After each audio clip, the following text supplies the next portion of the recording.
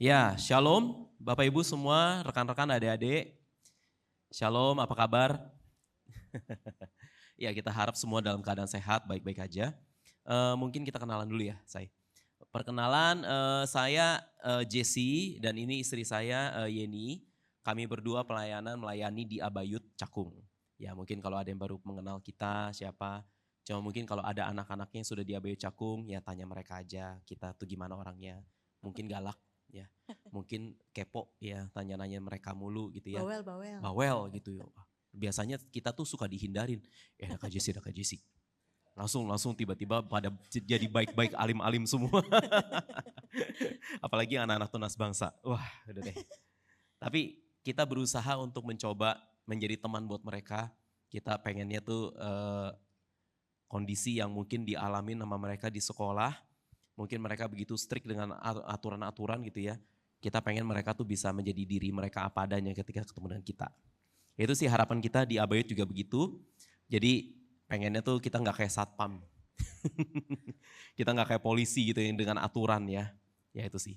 Tapi kita percaya anak-anak pun juga itu mereka mengalami pertumbuhan. Mereka mengenal pribadi Kristus, mereka dewasa dalam karakter. Itu tidak lepas dari ajaran didikan dari Bapak Ibu semua. Dari Bapak Ibu sebagai papa mama yang mendidik mereka. Gereja terbatas, sekolah terbatas, mereka tidak bisa mendapatkan satu karakter yang mereka bisa jalankan dengan benar jika mereka tidak melihat contoh dengan baik. Mungkin saya dengan istri sebagai contoh yang dari gereja dan mungkin guru-guru yang ada di sekolah juga dari pihak sekolah, tapi mereka akan lebih bersuara, mereka akan lebih ngikutin kalau Bapak Ibu yang melakukan juga. Ya itu makanya firman hari ini topiknya yaitu dimulai dari rumah. Jadi setiap ajaran-ajaran yang Bapak Ibu mau ajarkan kepada anak-anak dimulai dari rumah. Jadi berapa kali ya kita temukan anak-anak ketemu dengan kita dengan berbagai kondisi, ternyata memang perlu pemulihan dulu dari rumah. Anak-anak perlu belajar mengasihi, belajar dari papa mamanya. Anak-anak perlu belajar sabar, belajar dari papa mamanya. Rajin, belajar dari papa mamanya. Jadi kalau misalnya anak Bapak Ibu, mungkin Bapak Ibu kesulitan ya mau mengajar sesuatu, gak perlu dengan omelan, cukup kasih contoh. Ini yang juga kita praktekkan di rumah. Ketika saya mau mengajarkan sesuatu hal, suatu karakter kepada anak-anak kita kasih contoh. Kita mau ngajarin anak kita cinta Tuhan, kita contohin kepada anak-anak kita bagaimana cara mencintai Tuhan. Ya, bukan dengan liturgis, tapi dengan gaya kita. Mereka akan melihat sendiri kok. Gak harus yang kamu papa mama di sini, oh saya harus bisa nyanyi seperti Kak Yulis di depan tadi, gitu ya. Harus indah suaranya seperti dia, atau bisa main musik seperti kakak-kakak di depan tadi. Enggak harus seperti itu. Dengan cara kita berdoa kepada Tuhan, menerima firman setiap hari, anak-anak akan mencontoh. Ketika ada suatu hal yang pressure hidup dia tahu dia harus lari ke siapa. Bukan kepada orang lain, tapi ke Tuhan. Itu tergantung dari kita. Ternyata sekolah yang terbaik bukan dari sekolah yang mahal atau enggak sekolah yang terkenal. Tapi sekolah terbaik adalah dari rumah. Benar? Karena dulu saya suka ngobrol sama teman-teman seangkatan saya atau yang lebih muda yang bingung menyekolahkan anak di mana. Yang bagus gimana ya Cieni, yang oke gimana ya? Yang bisa memperbaiki anak saya bagaimana ya? Yang bisa ubahin anak saya yang dari yang gak disiplin jadi disiplin, sekolah yang baik yang mana ya Kak Yeni, Cieni gitu ya. Ternyata saya dapatin bahwa kita melihat tuh kalau Bapak Ibu punya anak mungkin usia kecil, mereka cuma ke sekolah 2-3 jam pulang, benar ya, playgroup TK. Makin besar pergi sekolah jam 7 pagi pulang jam 2, benar? Tapi sisa waktunya tetap mayoritas adalah di rumah. Jadi betapa pentingnya sekolah yang terbaik itu adalah di rumah. Siapa gurunya? Papa mamanya. Itu adalah sekolah terbaik mereka. Bagaimana anak berubah, anak menjadi berkarakter, itu semua dari papa mamanya. Cuma balik lagi, terkadang apakah kita sempurna? Tidak ada keluarga yang sempurna. Bahkan saya dan Kak Jesse dengan background kita keluarga yang berbeda, mungkin Bapak Ibu juga kan ya, berbeda. dengan pola asuh yang berbeda juga, mungkin yang biasanya orang tuanya mungkin zaman dulu VOC gitu ya, pakai rotan, ikat pinggang. Itu satu aliran nggak Bapak Ibu? Apa cuma saya aja sama Kak Jessy? Atau yang mainnya udah pakai rotan belah 5 gitu kalau saya ya. Main yang kasih cabai ke mulut gitu kan ya. Nah, kita melewati masa-masa itu. Terkadang ada pro dan kontranya, ada positif dan negatifnya. Tetapi kegagalan kita sebagai orang tua di rumah terkadang bisa kelepasan. Benar ya Bapak Ibu? Benar gak? Kita leaders, ngurusin anak muda, saya pelayanan 25 tahun, di anak muda, Kak Jessy mungkin lebih lama lagi. Tapi pas kita bertemu dengan anak kita sendiri di rumah, terkadang kita sempurna di gereja, tidak sempurna di rumah. Benar? Kita mengajar tentang kesabaran di gereja, ternyata di rumah kita nggak sabar. Iya. Jadi kalau mau tahu parameter evaluasinya kayak dari anak-anak ya. Betul, Betul. betul. Paling mudah untuk kita bisa melihat apakah kita sudah mengajar dengan cara yang baik dan benar, lihat aja anak kita. Itu akan tercontoh dengan langsung. Jadi benar saya ingatkan kembali lagi, tidak ada keluarga yang sempurna. Jadi apakah kita perlu mengejar kesempurnaan? Perlu. Bukan berarti kita tidak perlu mengejar kesempurnaan, karena kita diminta untuk menjadi seperti Kristus. Ya, dalam segala hal, termasuk dalam mendidik anak, dalam berkeluarga, dalam menjadi suami, dalam menjadi istri, dalam menjadi anak, kita harus menjadi seperti Kristus. Itu ideal sekali. Tapi pada kenyataannya apakah kita banyak berhasil? Saya yakin kita sini semua sedang belajar. Tapi jangan pernah berhenti untuk belajar. Kita bisa melakukan banyak kesalahan, anak kita bisa trauma kepada kita, sama seperti saya juga trauma kepada papi mami saya, istri saya juga. Tapi bukan berarti hal tersebut yang menguasai kita untuk kita mengulangi proses yang sama dilakukan kepada generasi-generasi selanjutnya. Cukup. Korban terakhirnya cukup di kita aja. Kalau misalnya ada korban berikutnya yang terjadi pada anak-anak kita perlu ada proses rekonsiliasi. Dan tidak hanya rekonsiliasi dan kita ulangi lagi, sama aja. Anak kita apalagi yang usia remaja, percuma lah papa mama minta maaf nanti juga ngulangin lagi. Pernah denger gitu dari anak kita? Kalau pernah gak apa-apa, jangan tertuduh ya. Itu kerjaan iblis, suka menuduh. Tapi coba untuk kita bertobat, kita sadari kesalahan kita, berubah. Nah ini proses ini kita akan sama-sama ikuti ya. Poin yang kita hanya belajar 3 poin hari ini, sangat sederhana. Jadi poin pertama yaitu kasih itu hanya bisa dimulai dengan hati yang dipulihkan oleh karena Kristus. Kalau hati kita tidak pulih, hati kita tidak sembuh, kita tidak akan pernah menjadi sempurna. Karena kesempurnaan hanya berasal dari Kristus. Jadi mintalah kepada Kristus untuk pulihkan hati kita. Kalau Bapak Ibu pernah lalui proses transformasi hati di SPK, ya kita pernah dilayani oleh pembina kita, pemurid kita, mungkin itu hanya 1%, 2% dari proses trauma yang terjadi. Walaupun yang kita ceritakan hal yang paling berat, tapi banyak loh detail-detail yang berkaitan tentang hal tersebut dan itu ternyata mengikat kita.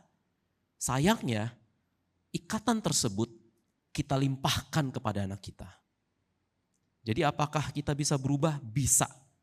Kalau kita rindu, kalau kita bersedia untuk dipimpin oleh Kristus. Ya. Saya teringat saat tadi di ibadah pertama saya juga cerita, suami saya sih yang jabarin, cuma saya sadar sendiri, saya jabarin sendiri deh. Saya adalah pribadi yang tidak mudah untuk mengontrol emosi, tepatnya tidak sabaran lah. Coba emak-emak tunjuk tangan di hati, siapa yang gak sabaran? Cuma Tuhan yang melihat ya. Kalau emak-emak, mama-mama itu biasanya cenderung suka idealis. Terus kadang tidak sabaran, gemesan, bener gak? Bukan gemes imut. Setipis tisu ya katanya. Bukan gemes imut, gemes banget gitu sama anak.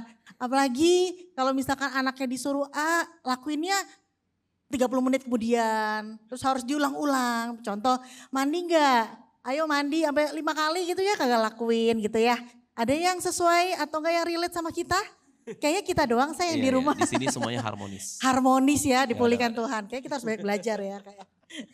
Nah kalau saya tuh tidak sabaran terkadang. Saya nggak ada waktu tenang untuk anak itu kita biarkan waktu untuk dia ambil jeda. Dan dia proses dulu, baru dia taat. Itu kelemahan saya. Beda sama Kak Jessy, mungkin Kak Jessy orangnya lebih tenang. Walaupun biasanya saya di opening, dia di ending. Ngerti ya? Tetap do tingginya opening, ending gitu ya. Saat itu saya bertobat banget sungguh-sungguh. Akhirnya Tuhan transform hati saya. Jadi saya terbiasa dengan pola asuh keluarga yang harus cepat. Bahkan kalau contoh nih kita makan di restoran atau makan di tempat makan dari kecil, kita lama itu pasti orang tua kita udah di mobil. Pokoknya kita makan sendiri aja. Jadi semua serba cepat gitu ya. Jadi terbiasa untuk cepat. Nah akhirnya itu membawa pola asuh yang menurut saya terlalu instan. Saya juga harus menuntut orang jadi cepat. Nah pas saya mengenal Tuhan, Tuhan pulihkan, Kristus ubahkan. Ternyata sesuatu yang cepat itu terkadang tidak melalui proses yang baik. Itu sama aja. Nah singkat cerita, saya teringat saat itu saya lagi gampang emosi sekitar 2-3 tahun lalu ya saya. Ya kayak emosi gitu. Biasa kasihan suami yang jadi samsak ya. Bener ya Bapak Ibu? Apapun penyebab emosinya ya si suami lah yang kena. Padahal mungkin masalah lain gitu ya. Nah saat Tuhan ngomong banyak di hati saya, yang saya lakukan adalah setiap saya gemes sama anak gitu ya, gregetan sama anak gitu ya, saya bilang Tuhan tolong saya gitu kan. Cuma karena dari awal disiplin rohani saya ngomongnya Tuhan tolong saya dan itu terdengar anak saya, mama kenapa sih selalu ngomong Tuhan tolong saya gitu kan. Kenapa harus sampai ngomong? Ya karena memang mama butuh Tuhan. Karena kalau pakai kekuatan sendiri ibu keluarnya do tinggi gitu ya. Jadi setiap kali Jevan mandi ya gitu ya. 5 menit lagi kita harus pergi gitu kan. Mandi. Gak ngelakuin gitu ya 5 menit. Masih santai dengan tabnya. Iya masih santai dengan tabnya dan kita menghela napas. Tuhan tolong saya gitu ya. Bertambah 5 menit lagi. Tuhan tolong saya gitu. Akhirnya ketiga baru do tinggi. Jangan buruan gitu ya. Nah kalau udah kedengar suara begitu ya. Saya sebagai suami yang sigap. langsung ngelihat. Wah bahaya nih. Kalau ini berkelanjutan. Yang kena saya lagi. Jadi langsung saya take action ngambil. Oh deh Jevan mandi. Nah biasanya kalau misalnya Jevan anak saya ini tuh diminta sama saya. Dia langsung ngerjain. Gak tahu kenapa ya. Aku tahu saya jawabannya. Oh tahu ya? Oke, nanti aja jawabannya nanti ya. Nah singkat cerita ada suatu masa berjalannya waktu saya selalu disiplin diri ngomong Tuhan tolong saya. Anak saya protes, mama kenapa sih mama setiap kali kalau udah gemes sama kita ngomongnya Tuhan tolong saya. Kayaknya berasa kita ke pressure deh dia ngomong gitu kan, beban gitu kan. Suatu penghakiman ya. Iya penghakiman ya dia. Sebenarnya enggak, aku bilang sama anak saya karena mama butuh Tuhan gitu loh. Mendidik kalian butuh Tuhan. Singkat cerita dengan segala disiplin diri saya bisa gak kelepasan? Oh bisa, of course ya. Bisa. Tuhan tolong saya. Daging ini mulai. Tuhan tolong saya. Daging ini akhirnya meledak. Pernah satu waktu saya konflik sama Jevan, anak saya yang pertama. Anak saya yang pertama umur 11 tahun. Anak kedua saya umur 4 tahun. Nah pada waktu konflik sama Jevan, anak saya yang pertama. Saya seperti biasa ngomong dalam hati, Tuhan tolong saya gitu kan ya. Cuma satu waktu pas itu kelepasan dan akhirnya kita konflik debat. Debatnya gimana saya? Suami saya sampai lihat bingung gitu. Sampai bingung gitu, tiba-tiba anak saya tuh nangis masuk kamar. Oh itu yang cerita selanjutnya kali ya, lihat aku dulu. Yang aku dulu nangis terus anak saya nangis juga, Jevan. Terus gak lama dia masuk kamar dia bingung. Iya, kok bingung anakku saya. nangis Karena kan ya? ini sudut pandang saya ngeliat ya. Kenapa anak saya nangis gitu. Balik Tadi ke kayak gak ada kamarnya apa-apa. gitu loh. Tadi gak ada apa-apa gitu, tiba-tiba nangis. Terus pas saya juga pindah ke kamar gitu ya. Saya nangis. Kamar kita. Loh kan ada suara nangis juga satu lagi gitu. Ternyata istri saya nangis juga. Lah kenapa Jadi ini dua orang berdua nangis, nangis-nangisan. Saya Bingung waktu ya, Bapak itu Ibu ya? lagi fokus karena waktu itu kita banyak tugas ya Kak Tom.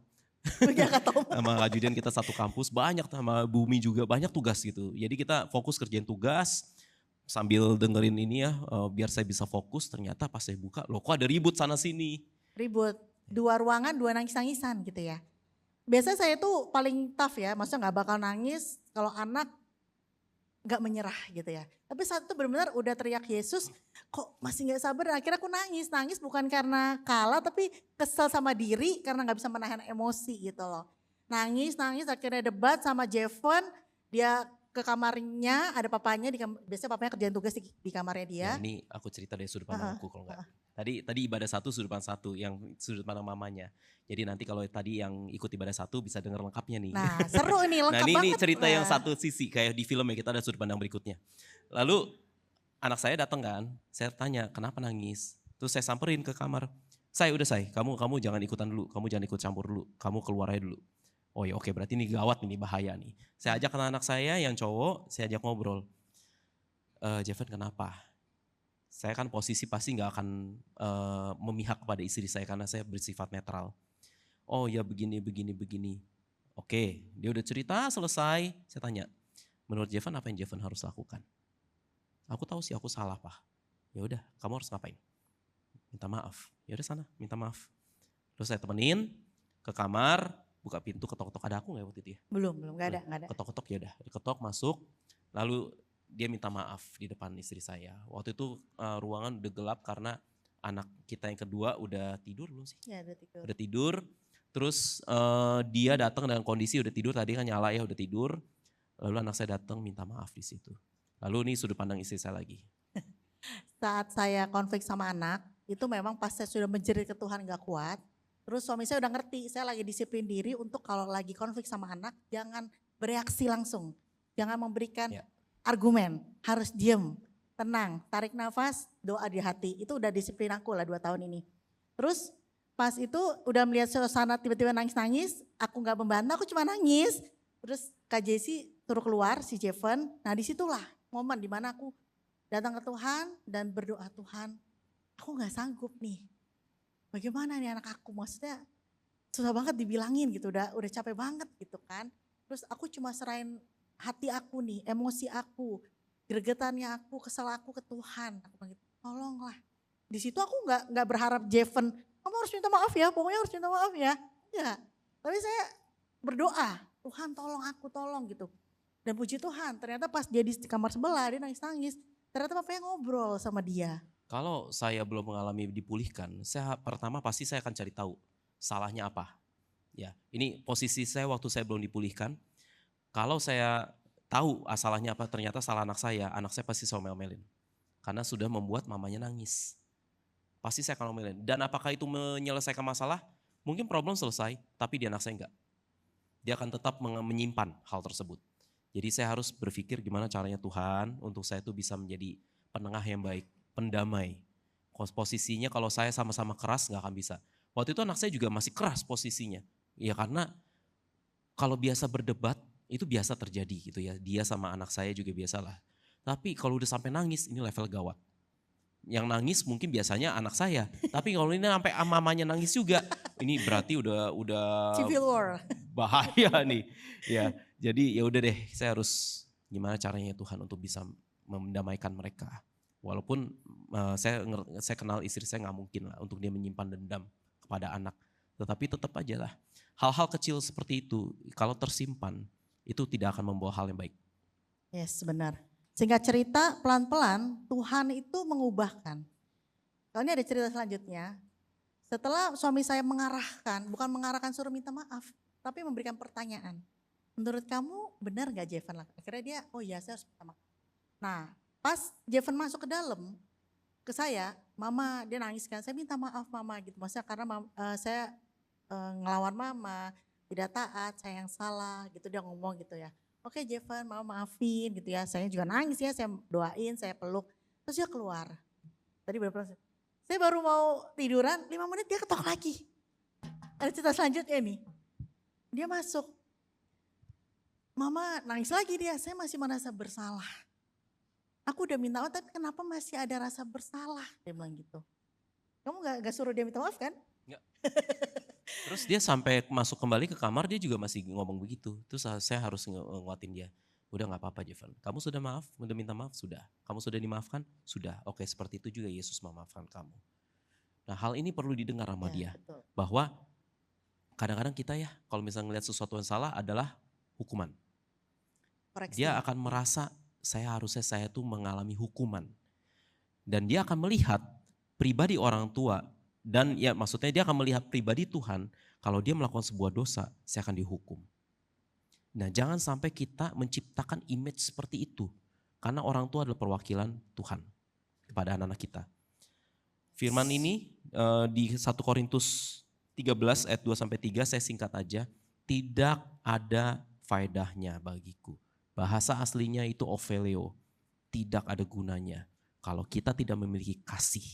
Ketika kita mengajar, mendidik, tanpa kasih tidak ada gunanya. Artinya apa? Kalau kita mengajar tanpa kita praktekkan, tidak akan berbunyi. Ya. Itu hanya menjadi sebuah pengetahuan. Sama seperti Alkitab, kalau kita baca setiap hari tanpa kita renungkan dan tanpa kita pakai iman, tidak akan ada gunanya. Yes. Jika Kristus memerintah di hati kita, pasti di dalam rumah kita, itu mudah untuk kita obey sama perintah-perintah Tuhan. Saat anak saya bilang, saya masih merasa bersalah mama, saya masih merasa bersalah, itu semua udah gelap. Aku bersyukur, maksudnya saya bersyukur banget gitu, Tuhan hadir di saat itu dan saya ingat banget saya duduk di tepi ranjang, saya udah lagi tiduran, saya cuma peluk dia, saya bilang, Tuhan Yesus mengampuni mama. Begitu juga mama mengampuni kamu, Jeven. Mama tidak akan lelah. Itu saya nggak tahu juga tuh kata-kata dapat dari mana, itu ngalir aja tuh. Mama tidak akan lelah untuk menerima Jeven apa adanya. Mama tidak akan capek untuk maafin Jeven tanpa batas. Mama gak akan lelah untuk memberikan ruang salah buat Jeven. Jeven jangan merasa bersalah lagi ya. Yesus aja udah terima mama. Begitu juga Jeven. Mama akan selalu terima kesalahannya. Kita pelukan, oke, dia udah rilis, udah selesai. Ternyata saat kita melibatkan kasih Kristus dalam hati kita secara daging kita gak mampu. Tapi Tuhan yang mampukan kita untuk kita bisa damai dengan anak kita.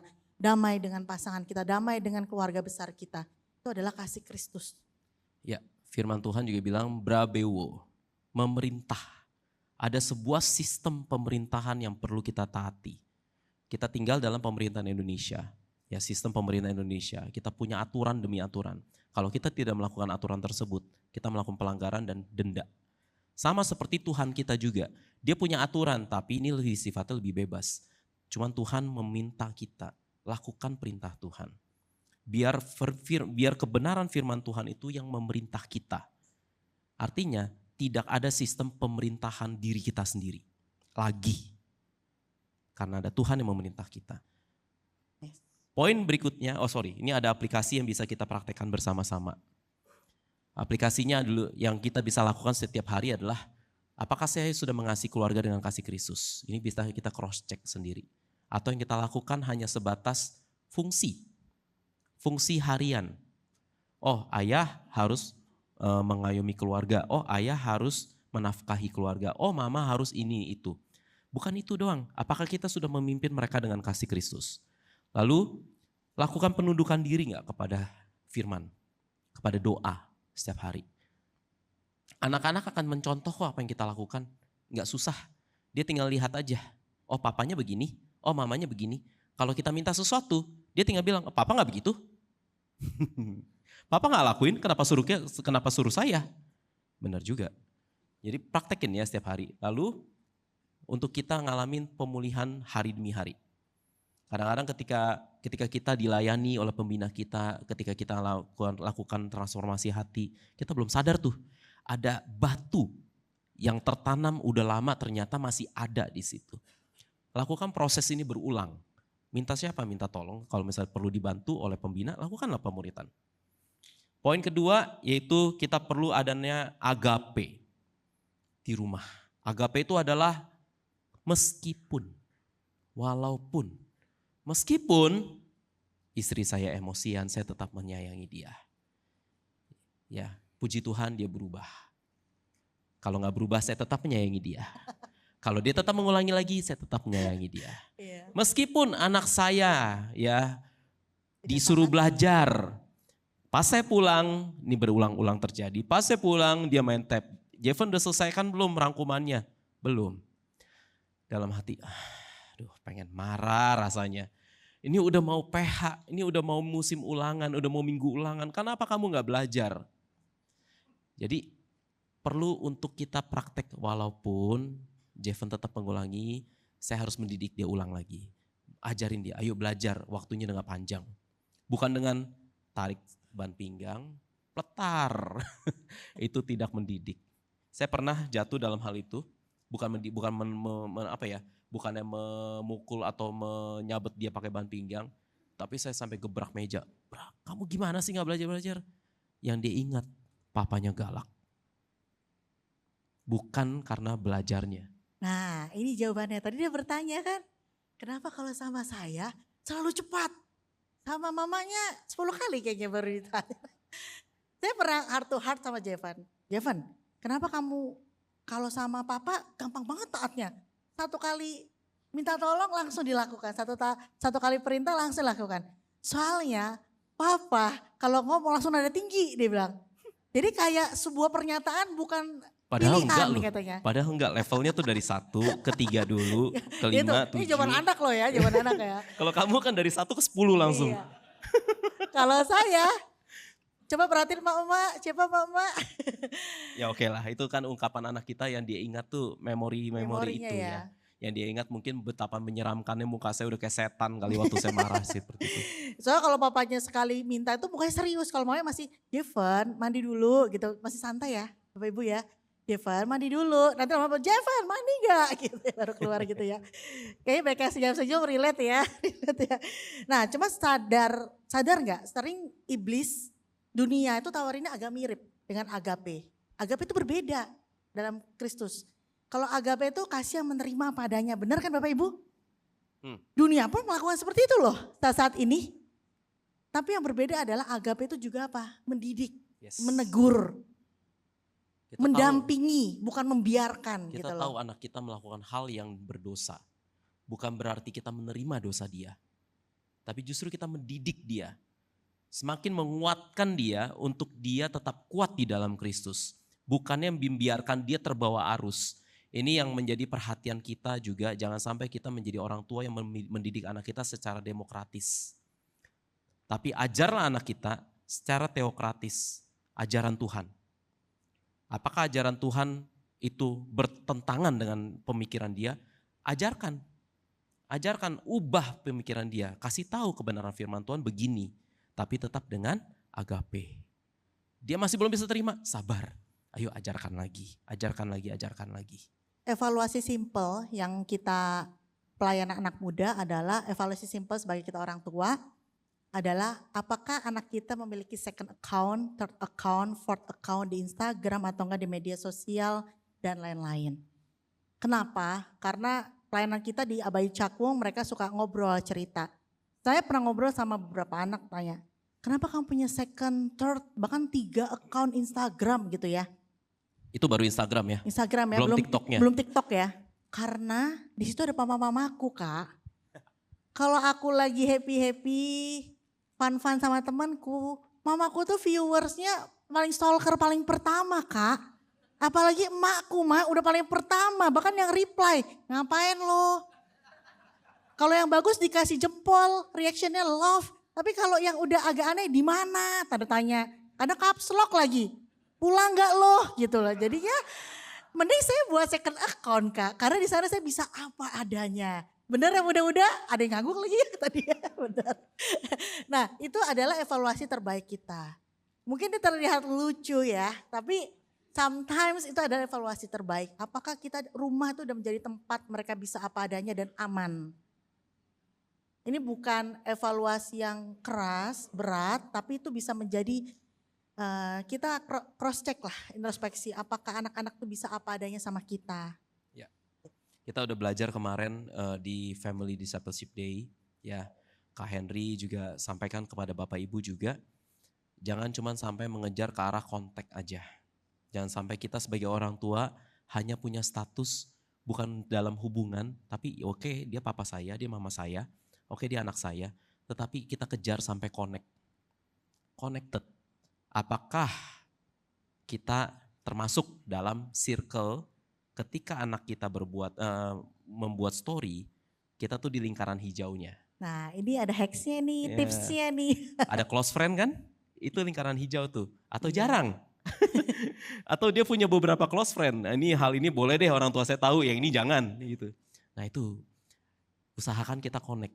Kalau kita connect sama anak kita, artinya dia berasa aman. Kalau dia berasa aman sama kita gak usah khawatir. Dia tuh mau berteman sama siapa, dia tuh mau bergaul sama siapa, kita tahu anak kita punya value. Nah value itu gimana ngajarnya? Bukan dengan otoriter. Ajarlah dengan kasih contoh. Dia akan melihat sendiri ketika temannya melakukan hal yang bertentangan dengan hidup dia, dengan ajaran yang dia terima selama ini, dia bisa tolak. Gak deh, saya gak mau ikutan. Anak saya Saya tanya, Jeven kenapa kamu nggak mau ikut-ikutan? Nggak apa-apa. Dia ngomongnya kasar. Lah emang Jeven dengernya apa? Ngomong ini, ngomong ini, ngomong ini. Oh, oke. Bagus Jeven, kamu tahu kan value-nya seperti itu. Hal dasar loh. Jangan sampai malah anak saya ikut-ikutan gitu ya. Ini anaknya Kak Jesse ngomongnya jorok gitu kan gak lucu gitu ya. Tapi ternyata saya gak perlu mengajar hal tersebut, anak saya tahu sendiri. Ini salah. Bad word ya. Iya. Ada cerita agak sedikit lucu, ini yang terjadi beberapa hari yang lalu. Tadi di baris satu gak diceritakan sih. Dia, anak saya ini suka cerita, ngobrol. Jadi kalau kita pulang, kadang dia pulang sekolah malam-malam itu quality time-nya kita. Di sore ke malam hari jam 6 sampai jam 9 setengah 10. Biasa kita akhiri dengan mesbah keluarga, kita doa sama-sama, baca Alkitab, doa. Kadang ya kalau badan mau capek gitu kan, langsung doa aja gitu. Biasa anak saya yang kecil, yang 4 tahun itu, yang kalau orang-orang lihat introvert banget, tapi dia paling cermat.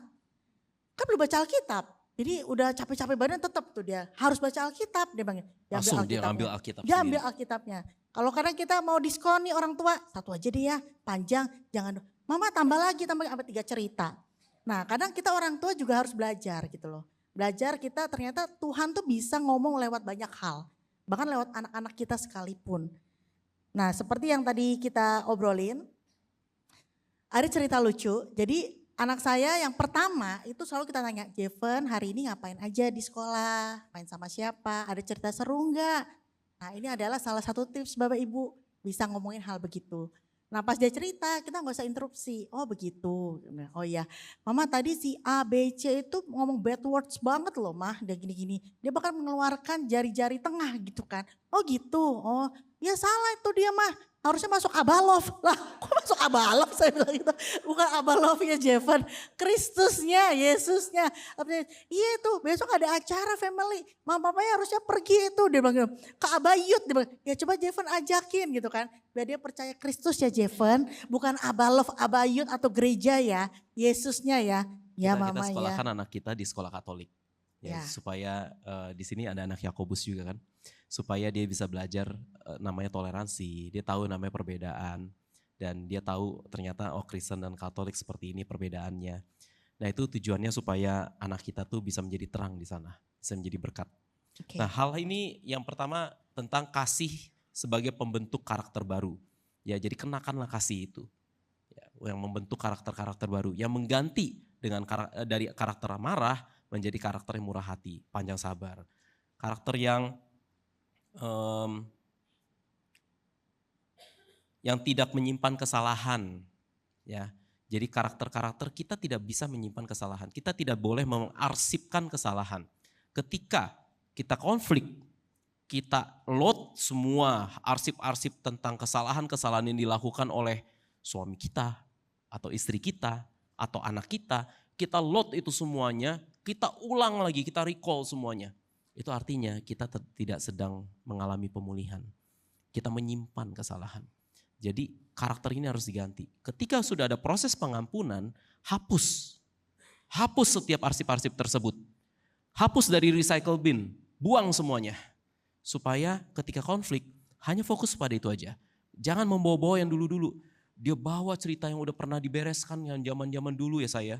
Zaman-zaman dulu dibawa bahkan gak ada kaitannya gitu ya. Istri saya ini kan punya pengalaman yang gak baik dengan papanya. Jadi waktu konflik, padahal yang salah konteksnya itu tentang kita. Tapi dibawa tuh masalah dari papanya dulu. Ini aku, bukan papa kamu. Ya aku minta maaf. Udah jangan ungkit-ungkit yang dulu lagi. Dan saya lihat udah berubah. Puji Tuhan dia tahu bahwa itu tidak baik untuk dia simpan, udah dibebasin semuanya. Kita tuh butuh Tuhan Bapak Ibu. Tanpa Tuhan masa lalu kita mungkin yang tidak baik aja itu akan datang dan iblis tuh paling tahu kelemahan kita apa, benar? Pernah gak kita ngalami gini, saya mau sabar, saya mau tenang. Tapi pas kita lagi jauh dari Tuhan, kita tidak mengandalkan Tuhan, iblis tuh tahu kelemahan kita di mana. Dipancing tuh yang bikin gak sabar, keluar semua tuh ya. Tapi saya bersyukur kepada Tuhan gitu ya. Walaupun kita udah pulih, saya ngalamin Tuhan sungguh-sungguh 2005. Segala sesi gereja saya sudah ikutin. Sebut apa aja? SPK, CG, ESC, LBC, A, B, C, pokoknya semua sudah Wanita lah ya. bijak juga Wanita ya. bijak juga udah. Dan itu tetap ya Dan emosi. itu tetap aja bisa aja kita jatuh. Kita tuh butuh Tuhan Bapak Ibu, gak bisa. Sampai saya temukan 2-3 tahun lalu ternyata transformasi hati pemulihan itu gak berbicara saat di CG aja atau enggak SPK aja. Tapi tiap hari, day by day, setiap hari. Saya ingat banget, papa saya kalau udah tahu ya dulu kan pernah saya sharing sini tidak berfungsi sama sekali. Sangat tidak berfungsi. Jadi mama saya benerin genteng, mama saya ganti lampu, mama saya naik tangga. Pokoknya kerjaan cowok mama saya semua lah gitu. Pernah satu waktu, kenapa saya bilang dalam rumah tangga suami istri itu harus saling kompak, memulihkan dan mengingatkan. Karena iblis tuh tahu kelemahan kita. Singkat cerita itu ada lampu rusak di rumah satu. Di rumah itu ada stok, gemes dong pengen ganti gitu ya. Udah bener tuh, biasanya kalau saya orangnya pengen aja ganti sendiri kan bisa ya. Tinggal naik tangga juga gak bakal jatuh gitu kan. Tinggal ganti. Tapi Tuhan bilang tenang, biarkan Jesse saja yang melakukan.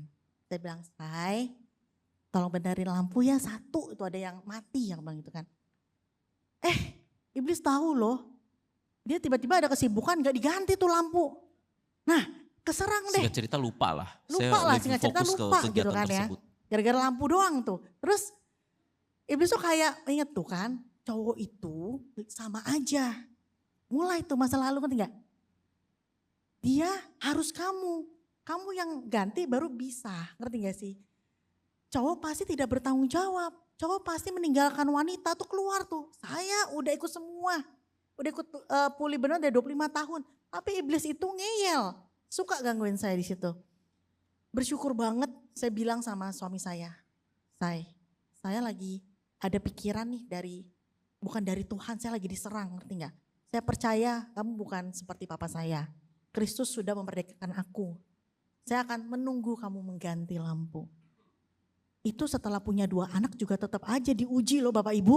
Bukan berbicara CGSPK kelar, enggak. Bagaimana kita perlu suami istri itu ada kesehatian, bener ya. Cuma kasih Kristus yang bisa ingetin kita, remind kita. Kita tanpa Tuhan enggak mampu lah.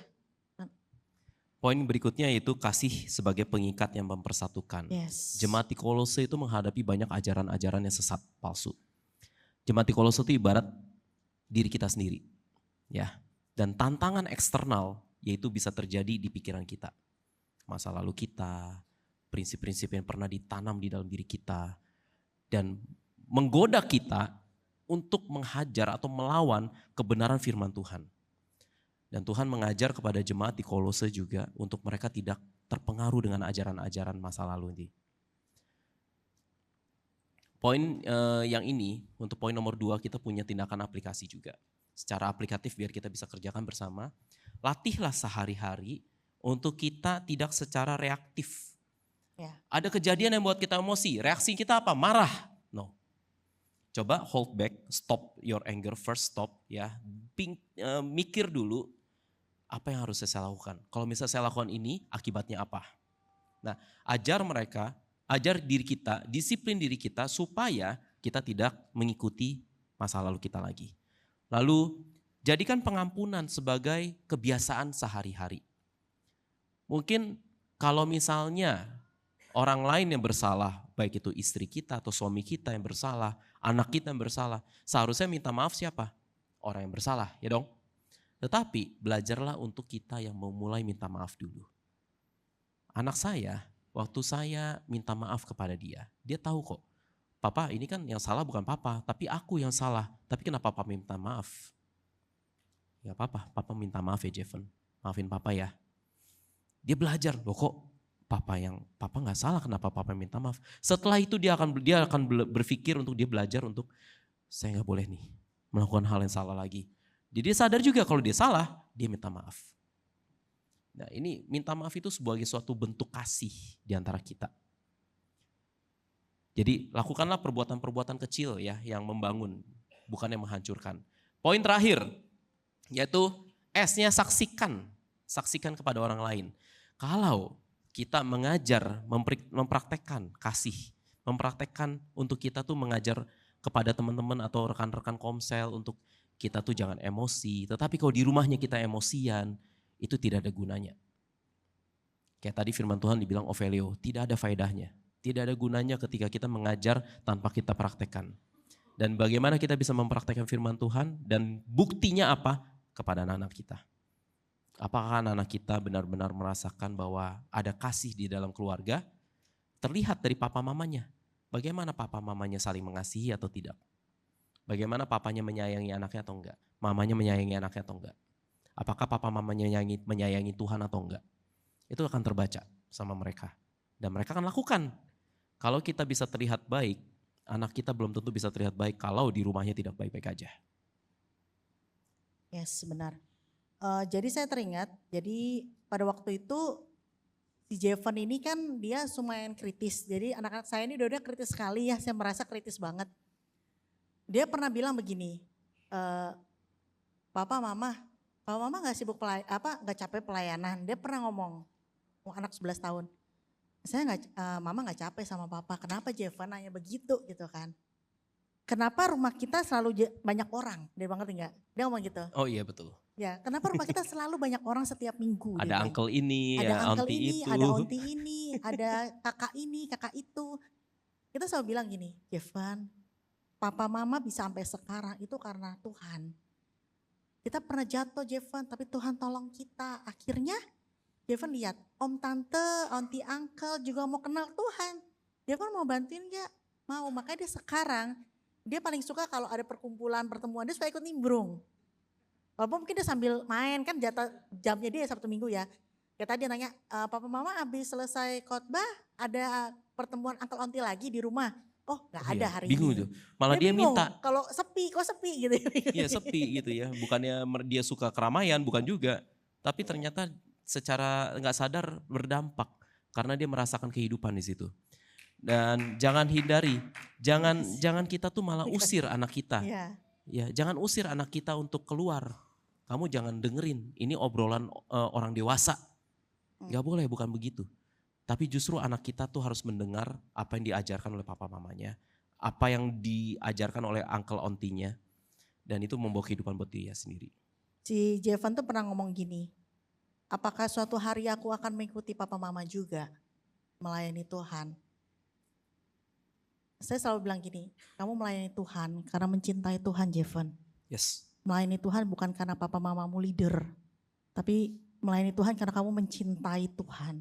Itu udah cukup, pasti Tuhan senang. Saya bilang iya mama, dia bilang gitu. Dia paling ngerti kalau ada kebetulan biasa kita kadang buka rumah kita buat konseling. Kalau ada beberapa pasang datang, saya selalu udah siap, udah ngomong, Jevan, papa mama pakai ruangan sebelah ya, tolong jangan diganggu sebentar.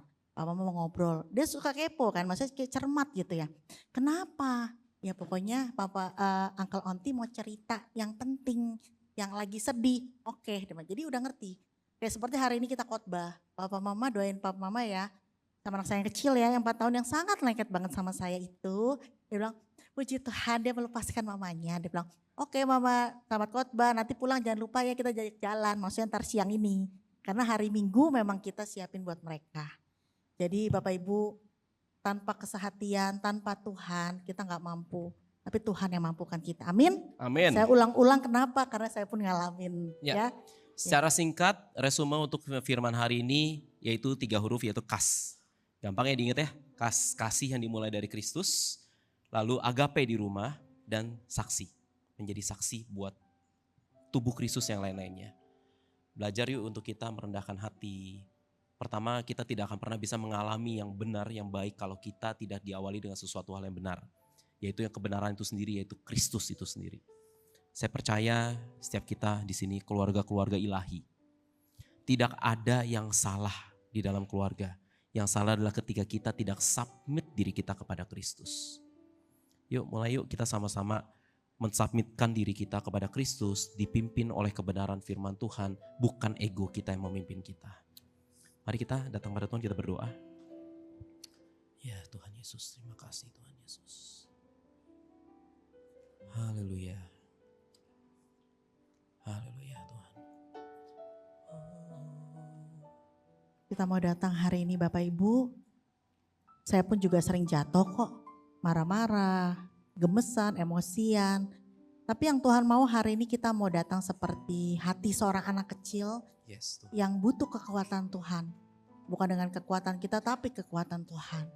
Yuk kita datang Bapak Ibu, kita serahkan setiap anak-anak kita serahkan setiap idealis kita serahkan setiap perfeksionis kita dalam mendidik anak. Biar Kristus aja yang memerintah di dalam rumah kita. Haleluya. Yes Tuhan. Mari saya undang Bapak Ibu untuk kita bangkit berdiri. Kita mau berdoa, kita mau menyembah Tuhan. Kita mau datang kepada Tuhan hari ini.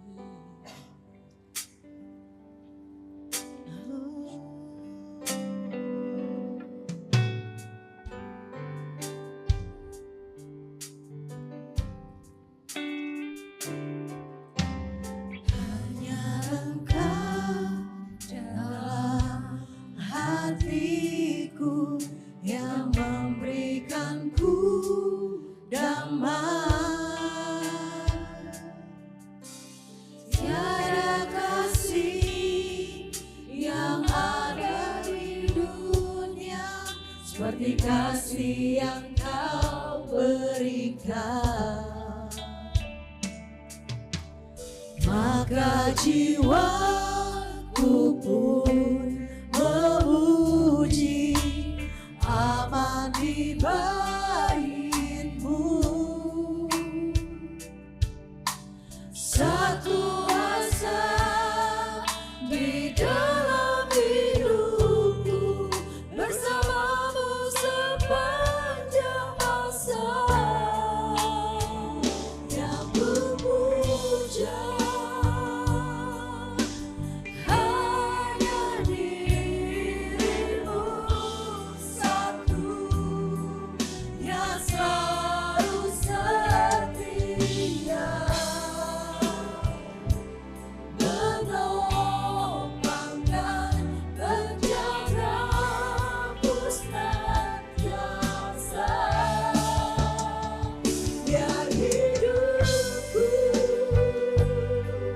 membawa kemuliaan bagi-Mu, karena diri-Mu dan kemurahan-Mu telah bertata di hatiku. Mari kita nyanyi dengan hati kita.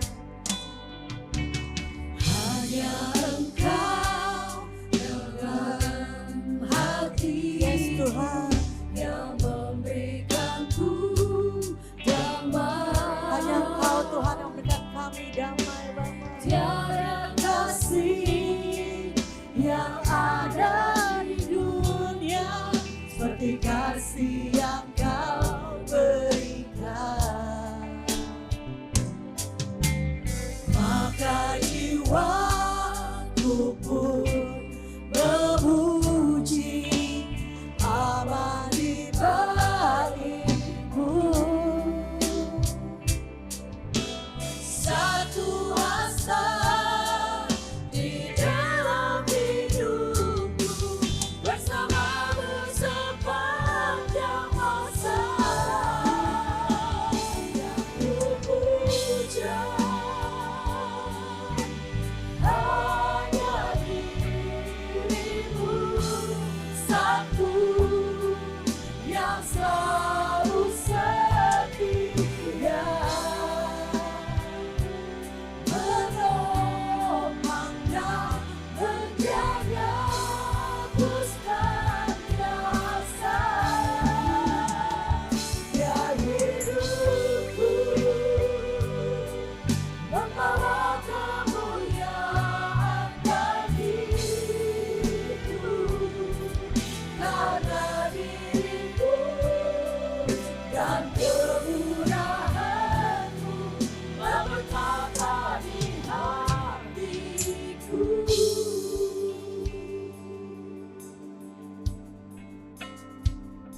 Kami minta Tuhan, Engkau bertahta di hati kami. Yes Tuhan. Hanya tahta kerajaan-Mu yang ada di hati kami satu-satunya ya Tuhan.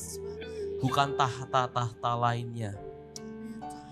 Saat ini kami, saya dan istri terpanggil khusus, Yes Tuhan. tergerak kalau dari ada di sini antara papa dan mama Mungkin saat ini kondisinya sedang tidak baik-baik saja. Yes, Tuhan. Kalau di sini ada yang datang dengan istrinya, dengan suaminya bisa dirangkul, dipeluk. Yes. Tuhan, kami adalah satu hati, satu roh di dalam Kristus. Yes, Kau Tuhan. pernah menyatukan kami dan selamanya akan menyatukan kami. Amin, Tuhan. Kami berdoa saat ini Tuhan, tutup bungkus keluarga-keluarga yang ada, tutup bungkus hubungan kami Tuhan. Suami dan istri, papa dan mama, tutup bungkus kami semua. Yes, Tuhan. Agar tidak ada perpecahan di antara kami, tidak ada ketidaksehatian di antara kami. Ya. Setiap Tuhan hal-hal tersebut Tuhan dijauhkan dari keluarga kami Yes, di Tuhan. dalam nama Yesus Dalam nama Kristus. Yesus, Tuhan. Yang ada saling pengertian, saling Ya. mengasihi satu sama lain, saling menasehati, saling mendidik, membangun di antara kami dengan kasih yang sejati yaitu Tuhan.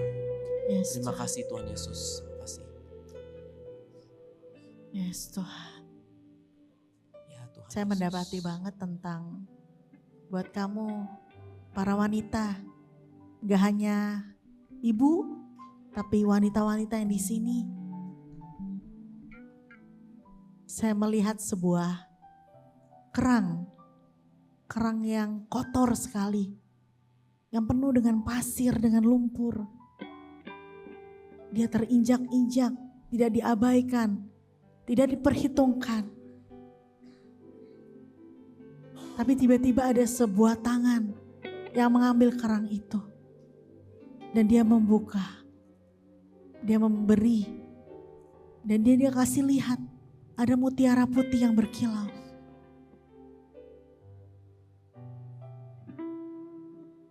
Para ibu-ibu, para wanita yang ada di sini. Apapun yang sedang kalian alami belakangan. Setiap kalian berdoa, kalian berlutut, kalian menangis kepada Tuhan.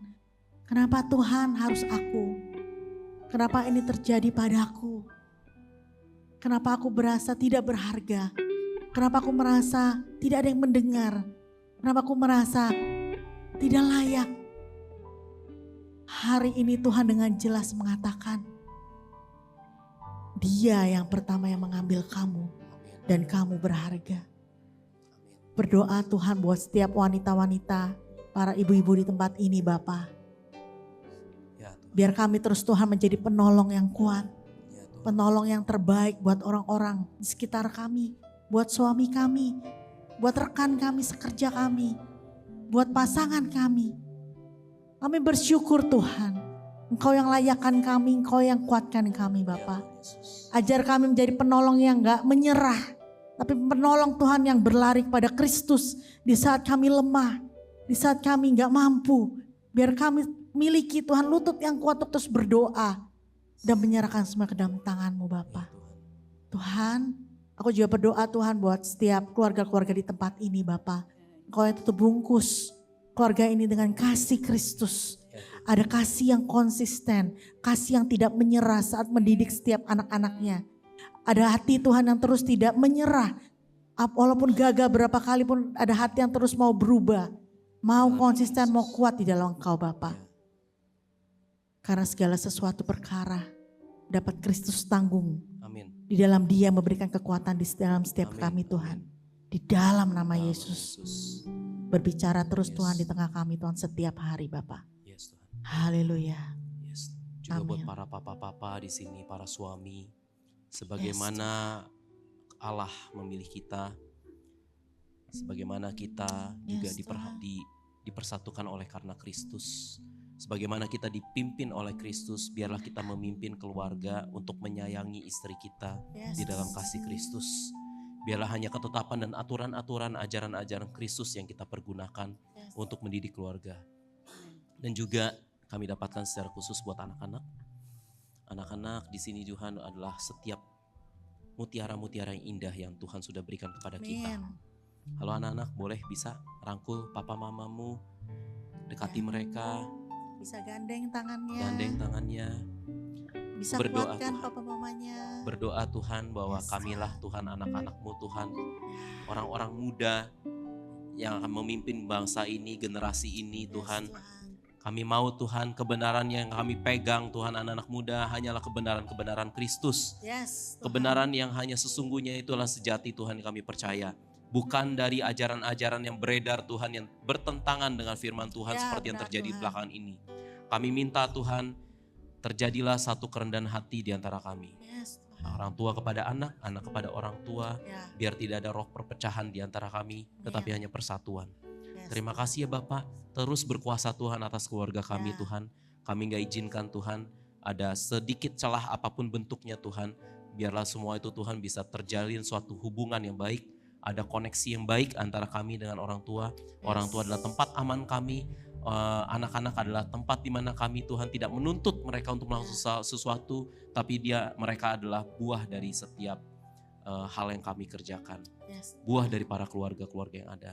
Terima kasih Bapak, kami serahkan, kami berkati Tuhan setiap keluarga-keluarga ini adalah keluarga ilahi. Dalam nama Yesus. Dalam nama Yesus. Amin. Amin.